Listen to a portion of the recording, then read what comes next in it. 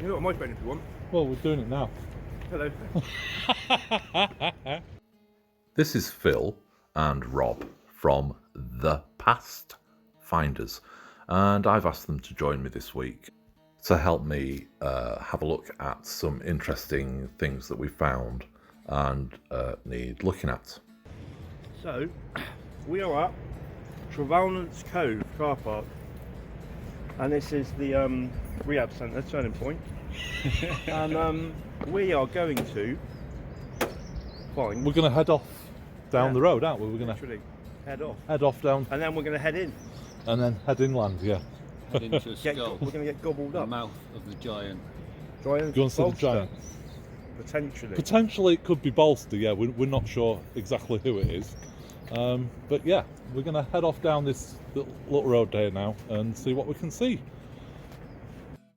So, what's so important that I've driven 6 hours and picked up the Past Finders to help me explore this landscape?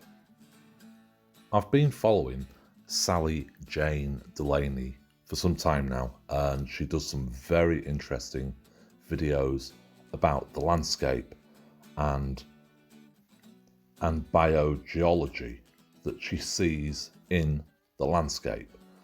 And so about 3 weeks ago, Sally released a video under her channel Biogeology, showing us Bolster, the Cornish giant, and St Agnes, his love, all in Cornwall, on the Cornwall coastline. Around 38 minutes into the video, I was absolutely fascinated by. However, 38 minutes in, she remembers she's seen a skull on the coastline, and she goes and zooms in on it. And for me, this was truly amazing. This really did look like the real deal, and I just felt this needed a proper investigation, showing you basically what it is. And I truly do believe that this is a petrified skull. This is true biogeology. After doing our trip down, and a day or two later, I superimposed an image of a skull onto the landscape, and it gave me actually better insight of what we'd been looking at. Later, Sally found another head marked on the map and known as Tubby's Head. So in this video, I'm going to split it down into 3 sections. They are marked in the description and therefore should be chapterized on the screen. You can jump ahead to the skull if you want, but I'm going to put that at the end. I'm going to go and look firstly at St Agnes Head, the headland near St Agnes, and where we do find a head, or possibly even 2 heads. When we went, it was a little bit, well, I'll cover that in that section. I'm going to look at Tubby's Head, which we flew the drone over, again from approximately the same place where we'd flown the drone over St Agnes Head. And then I'm going to really go to town, and we're going to deep dive into the skull.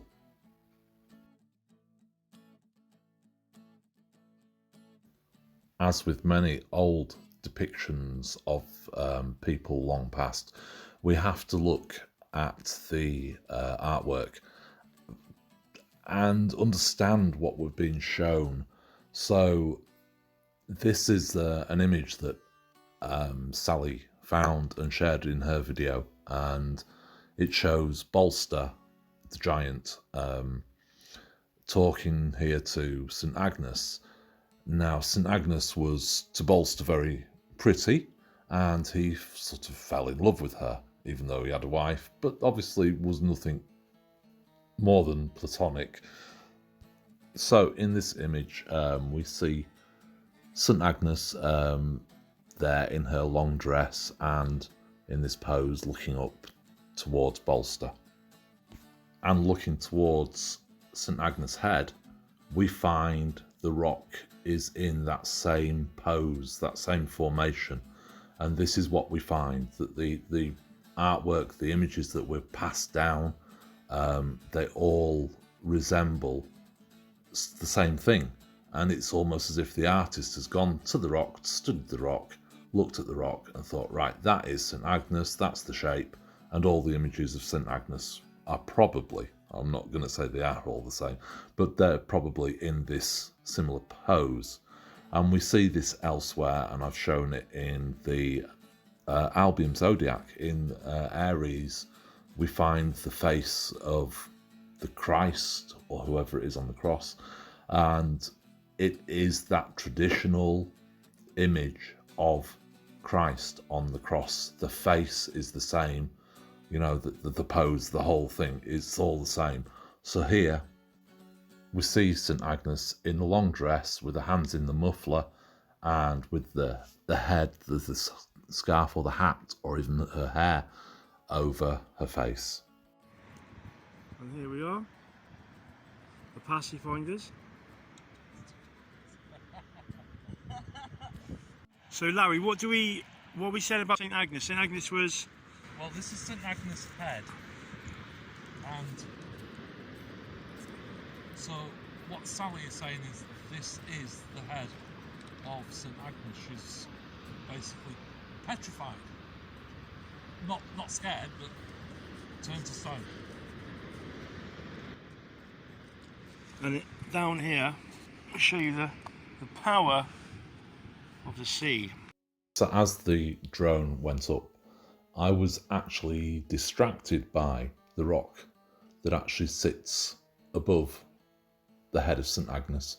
And this to me looked like one of the Easter Island heads. And there was quite a lot of definition in it, really, that we could see. You know, there was, we could almost see mouth and eyes and a nose and the whole head, really. Whereas in fact what I should have been looking at was just below it, and as you see here there's a rock behind it. So from our position we didn't have a very clear view of St Agnes, but as with the drone went up we gained a better vantage point for her. And as it turns round, I'm going to show you how we see St Agnes here in the coastline. And with Sally looks on using Google Maps and the photo montage that they call satellite view, and you only get a very well, you get a flat vertical image, but with the drone we can actually fly around and we can zoom in and we can get a totally different perspective on the landscape. So I'm going to show some stills now from this drone footage, and we're going to zoom in a little bit, and I'm going to show you St Agnes and the rocks to the side as well. We may as well look at them while we're here, and then we'll go on and look at Tubby's Head after this. So first of all, I'm just going to look here now at the large head that reminded me of an Easter Island head, and as it zooms in you can see the mouth and even the eyes, and I'll just highlight them. And so that was the head to the west and above St Agnes's Head, and from our viewpoint that looked like the head and St Agnes looked like the body, but obviously Sally Delaney had been looking at just the smaller bit, the actual St Agnes Head sticking out. And as we see here, she's almost in that pose. Well, she's in that pose, and that's what I'm saying, that the the artists are almost copying the rock formations that they see, and this is the traditional style pose, and with the muffler, and even in the Christian artworks of St Agnes, where she is allegedly 12 or 13 and wants to dedicate herself to Jesus Christ and remain a virgin and protect her purity. She's seen holding a lamb, often sort of described as the Lamb of God, in symbolism of purity. So I've highlighted like the mouth and the eyes here, so you can make it out a little bit better in the rock itself. Now, this rock, as far as I can tell, just sits above the high tide line, the face itself, and so the nose is almost on the high tide line. So I'm going to sort of rotate or get some images where we sort of almost face onto her, and we can still see the face, we can make it out and still see the nose and the eyes. And interestingly, she's got almost a pentagram on her cheek. In certain angles, it does look, in fact, like there's a star, 5-pointed star on her cheek. But as we go down, we see, well, as I say, this is, you really then into below her face now that we see, we're into the high tide, the splash, the erosion zone. So it could well be very eroded from what it originally looked like. And if we are to say that this is biogeology, then there could be anything underneath her head, propping her head up, keeping her above. She could well have been kept above the high water line.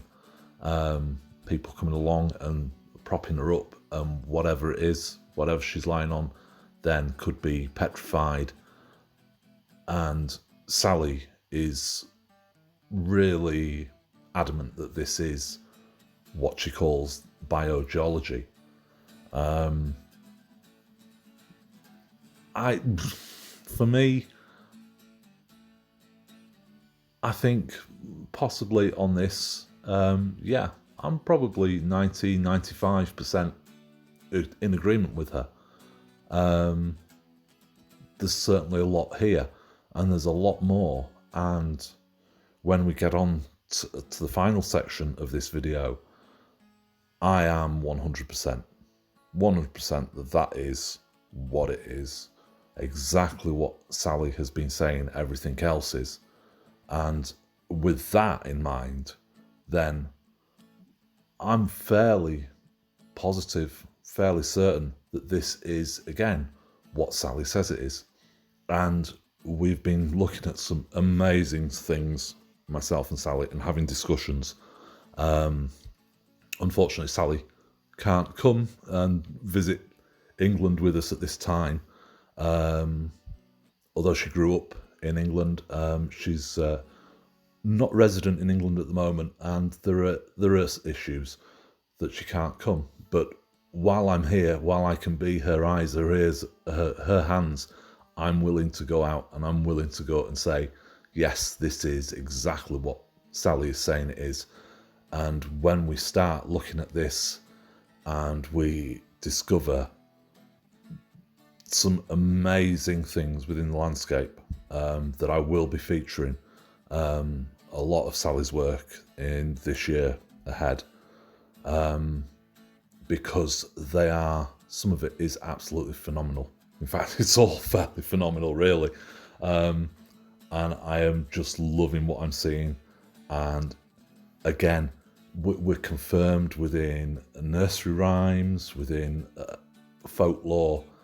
We're having this history revealed to us, and it was there all along. We all know, the nursery rhymes, and I won't go into too much detail here, but in the future videos you will see what I'm talking about, and the clarity of the images that I will be showing you are amazing. And realistically, if you say that this is pareidolia and anything else, then I'm sorry. You really do need to give your head a wobble, and you need to read my book, a new version of which will be published soon, more illustrated version than the draft copy I published at the end of last year.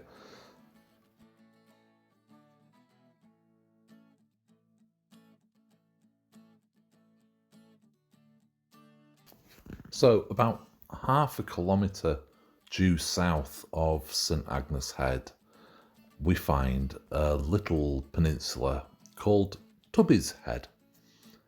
And again, this is one of Sally's finds, and she believes here that we have about an 80-metre head in the landscape, in the rocks. And this is the drone footage from not very far from actually where we flew over St Agnes. We did walk a little closer, then realised how close it was, and just thought we'd send the drone out to it. And as we fly over it, we can see it's a bit dark because we're quite late in the afternoon and the sun's quite low, but we sort of see this big chin and the mouth, the bottom of the mouth, and then the nose seems to have separated out a little bit. It's that bit in the middle, and then the eye sockets just above that. But I'm just going to show you, while I'm here in the air above this bit of rock, that if we actually look now at the coastline, we don't have this well, I always had this romantic view that the land gently rose from the sea, but what we find is actually all around the coastline we have cliffs, or very steep. We're into quite high ground.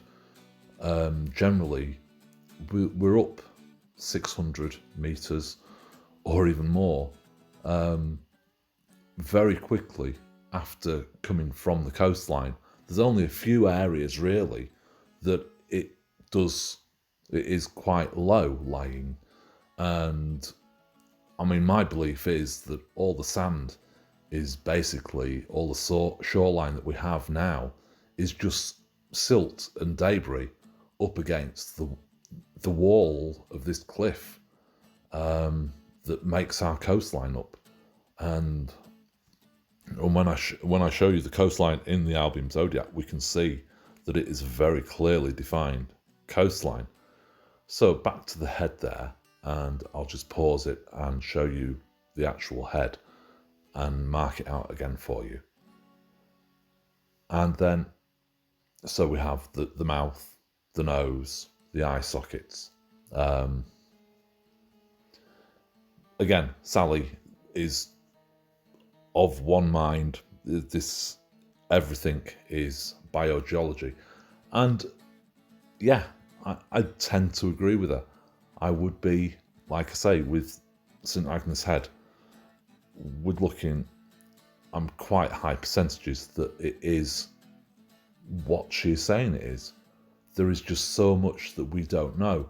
This landscape that sits on top of it all, it just covers, it's just, quite often it's only a very thin layer of actual soil on top of the rock below, and the rock below is petrified remains. And if you think, where are all the remains of all the people from past history? Are they just lying on the ground? Barrows, are they burial hills?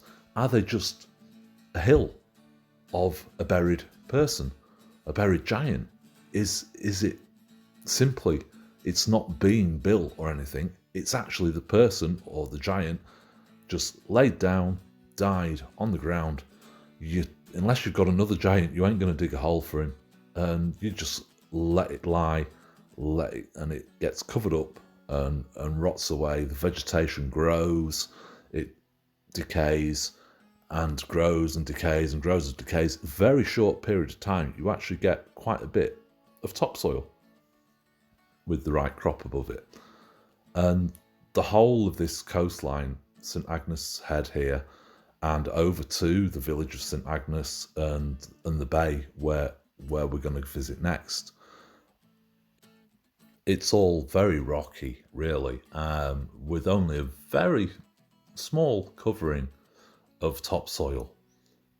And I've shown, you know, you don't need that much soil to actually grow anything. And when we go to we've got some more videos coming up. We've got a trip to a quarry, and when we go there, you'll see that the trees, the bushes, are actually literally growing out of the rock. They're not growing in soil, they're just growing in a crack in the rock. And so as we come back, we can see Agnes Head to our left, and over to the right is where we're going to go and visit the skull in a minute. And as you can see, we've got some quite large shadows cast as we stand, as the drone returns to us. We're about halfway between the two, so not very far. Car park quite close, very easy, quite accessible to the top of the cliff. Obviously, if you want to go down and look at these rocks, you're going to have to be a mountain goat. And be aware that there are some sudden drops that don't look like a drop. And I mean, the land at the is here, it's 600 meters. It slopes off, which is quite steep slope, and then it suddenly drops 600 meters. But we'll come back to that, and let's go now and go and see our skull.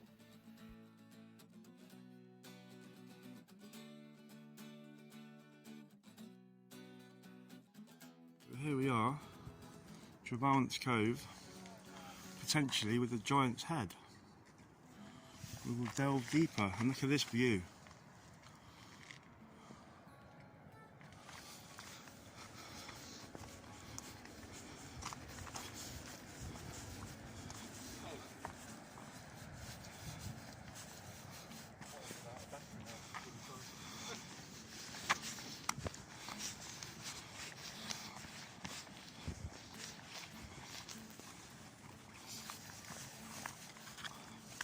But they don't want us. Whoa! Don't want us getting in there. Well, I don't know. We could trap your coat on top of that one. Oh, thanks, mate. We could climb over that easy, can't we? I don't know, quite a little. Obviously, it looks like someone's already done that. Look. I want to get up there and climb across that bit. I don't know if we'll do that. Look at it. Amazing. Look at the cave at the back. That looks like someone's blocked that up on purpose. Yeah, they have. Or unless it's falling down. No, from the top. they blocked that up, mate. I can tell. I'm an expert at blocking up. For many toilets over the years.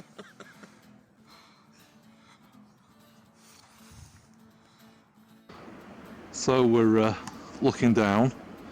This is the top of the head, and then the eye socket and nose area. This is a tooth, and that's the opening to the mouth, and the vertebrae is actually at the top where we see the bridge, the path goes over, and that's the vertebrae up there. First one, second one, and this is, I'll say, this is tooth, and there's Phil and the past finders are there at the bottom, and then we've got the lower jaw just behind this little garage here, and down towards the path we've just walked up. It's only about 2-minute walk, literally up the path. For illustration purposes, I'm going to overlay some images of a jawbone and a mandible, and the upper part of the skull, or the skull itself, As I say, these are just for reference for so you can see what we're actually looking at, and overlaying these images helps you understand what we're looking at. And what I first identified as the vertebrae from this view aren't actually visible, and it was in fact the jawbone that I was looking at, that the bridge, which is actually a drain from a mine pump. And so we're going to actually go and stand on the mandible, on the teeth, and do some footage. And also Phil and Rob went down the mouth slightly, whether that's on the tongue or something, I don't know what they were standing on, but they went into the mouth itself to look a bit deeper. And I'm going to do, as I say, some drone footage from here, and you can see what we're looking at. It's going to be hard to overlay the skull, but I will occasionally do a pause and put the skull in for you to see, so you can see what we're looking at. We're at the giant's mouth here. Not really supposed to be up there, but we don't care. And there's the entrance into the throat. It's all been blocked up. The jaws of the giant. Top jaw, That looks like it's all been filled in, doesn't it? bottom jaw. That whole bit. Yeah, it looks like they filled the back in there. That basically goes down the throat. Right, Louie? Yeah, good. Now this looks like it's all been filled in there, all the way up. So this would be the throat and esophagus. And we're actually in the devil's mouth right now. I'm the devil with giant's mouth. Fascinating.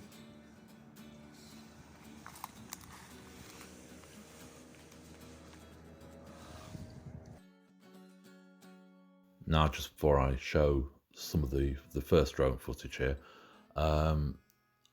this is a side-by-side view from the National Library of Scotland, showing the LiDar and the old 1888 to 1915 6-inch edition of the Ordnance Survey map available online. There's a link in the description which will take you straight to this side-by-side view, and you can play about with this and try different maps and look.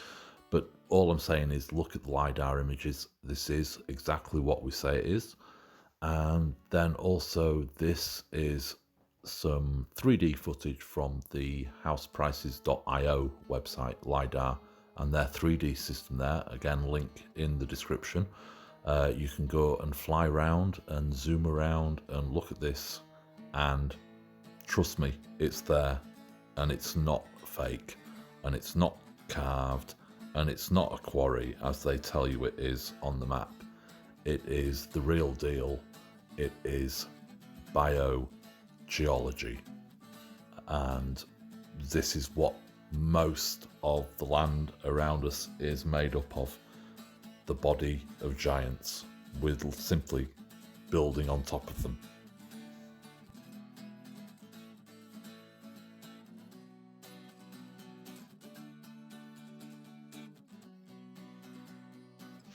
So here's our first piece of drone footage from the skull, and we're stood on the lower jaw, which is to the left of this image, and the upper jaw, the teeth, are to the right, and we have the aqueduct, the drainage from a mine up on top of his body, unfortunately, is running down the upper part of his jawbone, the upright bit.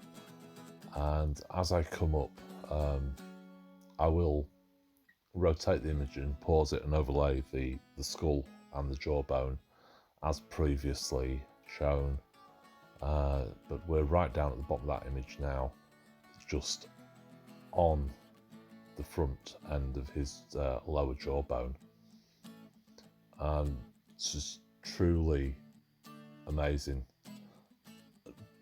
Looking at this now, it looks like he's almost got a Turkish pointed hat on, or I don't know, Persian Turkish hat that you might see on royalty. I think maybe this vertebrae that I've marked on here is the approximate position, but I don't think that is actually his vertebrae now. We're looking at, as I say, the jaw. We're going to get a lot of stuff coming in that we're not sure what it is. We really need to get people to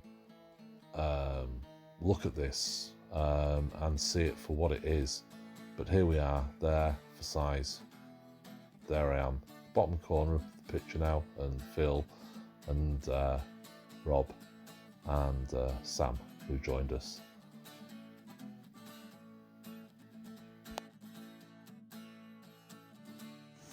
So this is potentially Bolster's forehead. And look at all the So blood, blood, iron, blood iron.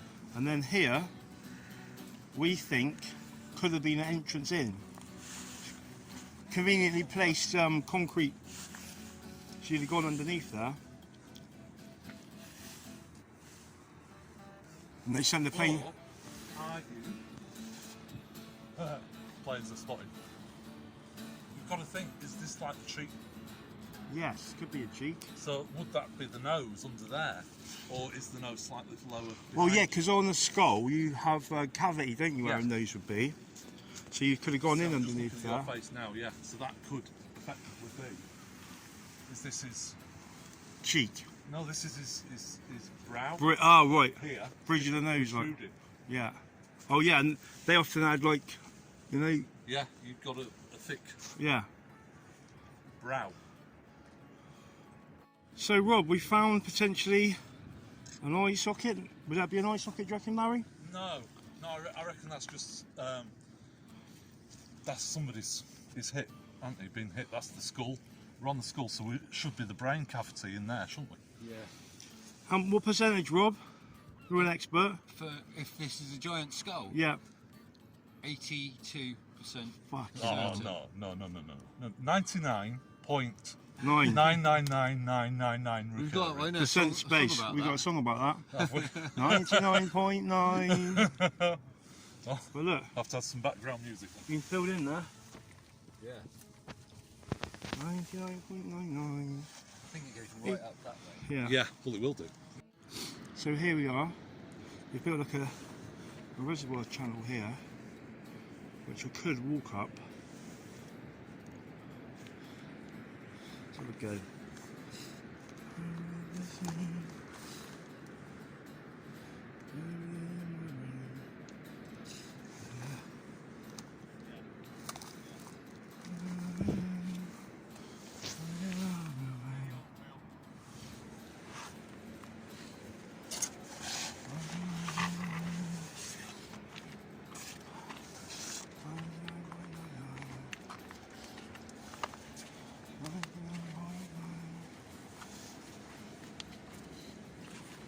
Wow!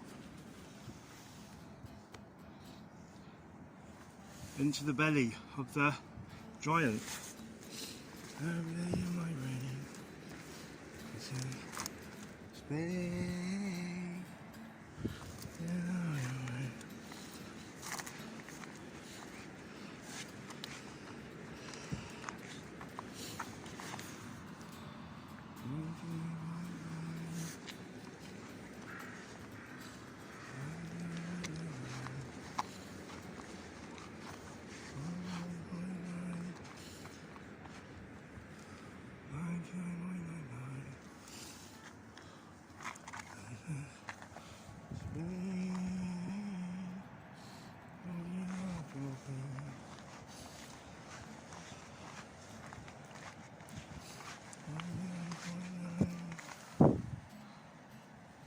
So as Phil walked along the aqueduct from the drain from the mine, I sent the drone up. So here we see Phil, and he's there on the in the aqueduct walking along. And this, as I say, is on the, well, it's effectively on the side of the jawbone. We have to remember he's lying on his side. So it's the side of the upright of the jawbone. And I think it arches over. It's obviously then his entrance to his throat here. So Phil is now effectively walking up the side of the giant's jawbone. And as we pull back, you can see this is the mouth, the back of the mouth. And he's just having a look over beyond. And what I'm actually going to do is fly over this piece of the jawbone, and then turn around and fly out, drop down into the space behind the jaw, and fly out through the mouth. And again, this is the top row of teeth and the jawbone just below it. I mean, there's just no way that this could be manufactured, carved. Even if the rock was there, it's not carved out of the rock. It is the rock. It is mineralized, petrified, however you want to describe it, fossilized. But this is a giant's head.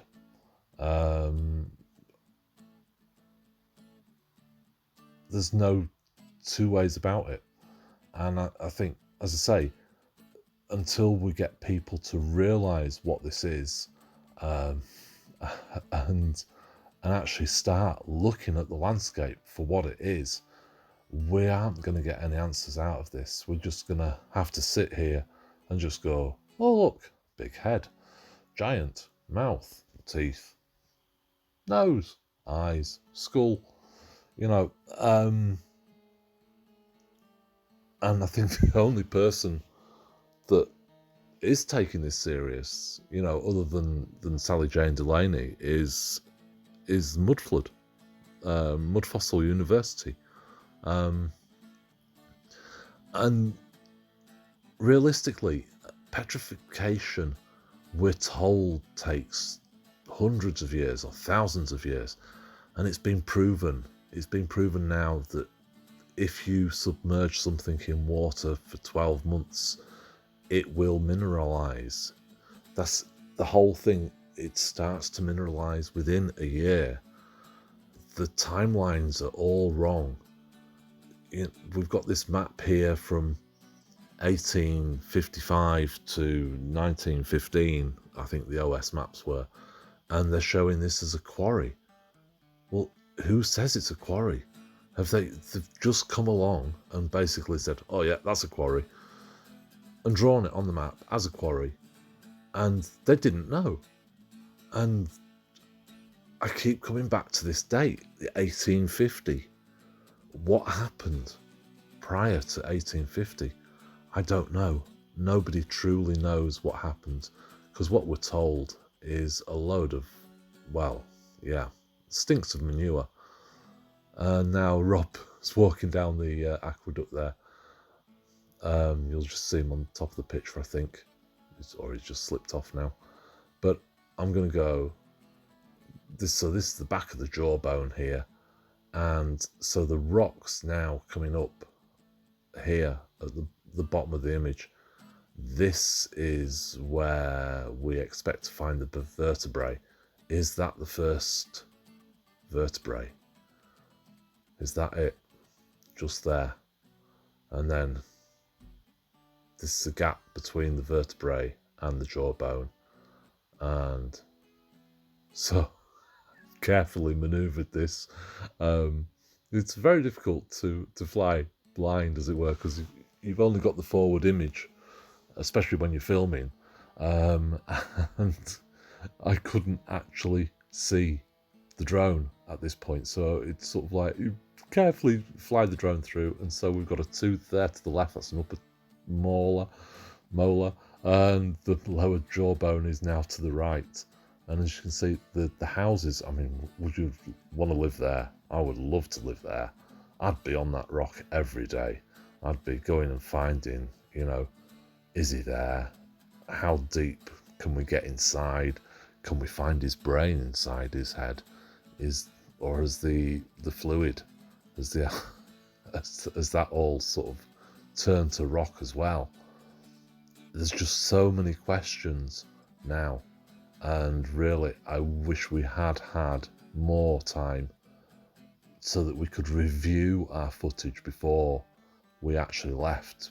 But as it is, as often with these cases, when we go somewhere to go and look, we film, we make assumptions. We have there was no script on this video this time. Normally I will script my videos and rewrite it until I'm happy with it.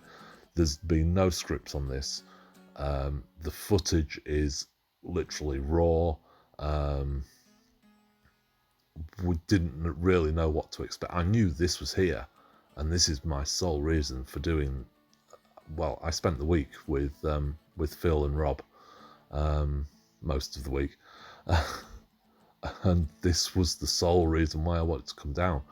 We went to other locations while I was here, down in the south of England, and there are some quarries that we're going to show you, and some interesting things that the likes of Paul Cook didn't point out, didn't see, I don't know. But this all ties up, and here we are on the top.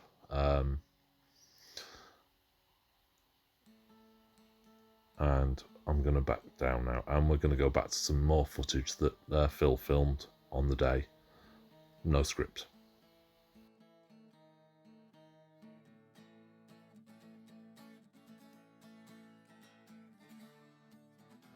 So that was Trevaunance Cove. Cove is that way, but we'll come back to down there, and this was the well, Giant's Head, isn't it? So we've got behind you, we've got the I can't see where my finger is there. It's the forehead and the brow, and then we've got the eye socket and the nose, and then the mouth, the very short teeth, but they would be quite short teeth. We'll look at that on the aerial shot. You can see how they're really short. They've really been worn down, but they would do because of age. So I mean, if you think like a cow or an elephant, an old cow or an old elephant, they've got really don't you laugh, they've got really ground down teeth. Sam, let's have a look. The old cow's ground down teeth. Okay, so yeah, I think we've got a really good find here. I think it is what we think it is, and there's possibly another giant almost laying on top, as if it was. Now, if this is Bolsover, Bolster. That's in Bolster. The giant is that Bolster's wife lying on the top, and we found what could have been a possible eye socket, didn't we? Yep. On big, there, round we've got some pictures of that. Yeah, and even a shot inside. But I think it was almost had a back to it, didn't it? Yeah. Like an eye socket would have. Yeah, I definitely think we're on a good one here. And thank you, Sally Delaney, for finding that. That's Thank you. Thank you, Sally. biogeography.